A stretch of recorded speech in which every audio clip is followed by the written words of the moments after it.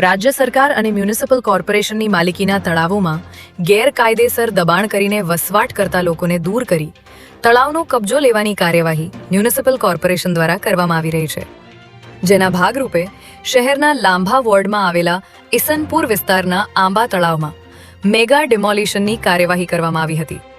આ તળાવમાં રહેલા આશરે 160થી વધારે ગેરકાયદેસર બાંધકામોને ચુસ્ત પોલીસ બંદોબસ્ત વચ્ચે તોડી પાડવામાં આવ્યા છે.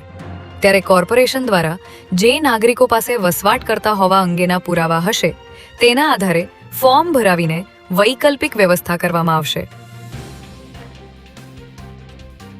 શારજાથી અમદાવાદ એરપોર્ટ પર આવેલા મુસાફર પાસેથી 60 લાખના સોનાની ચેઇનના હુક મળી આવ્યા છે.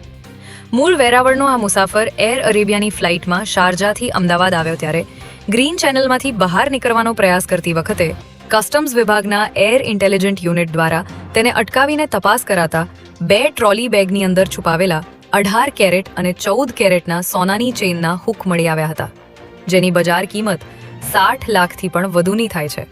ત્યારે તે આ સોનું કોની પાસેથી લાવ્યો હતો અને કોના માટે લાવ્યો હતો તે અંગે તપાસ હાથ ધરી છે. રાજ્યની સીઆઈડી ક્રાઇમે વડોદરાના અકોટા વિસ્તારમાંથી લાખોની કિંમતનો હાઇબ્રિડ ગાંજો અને રોકડ જપ્ત કર્યા છે. સીઆઈડી ક્રાઇમની ટીમને મળેલી બાતમીના આધારે અકોટા વિસ્તારમાં જેતલપુર દિનેશ મિલ પાસે આવેલા વૈભવી વાત્સલ્ય ફ્લેટના એક બંધ મકાનમાં ઓચિંતો દરોડો પાડવામાં આવ્યો હતો. ત્યારે આ મકાનમાંથી હાઇબ્રિડ ગાંજો તેમજ મોટી માત્રામાં રોકડ રકમ મળીને 90 લાખનો મુદ્દામાલ કબજે કરવામાં આવ્યો છે.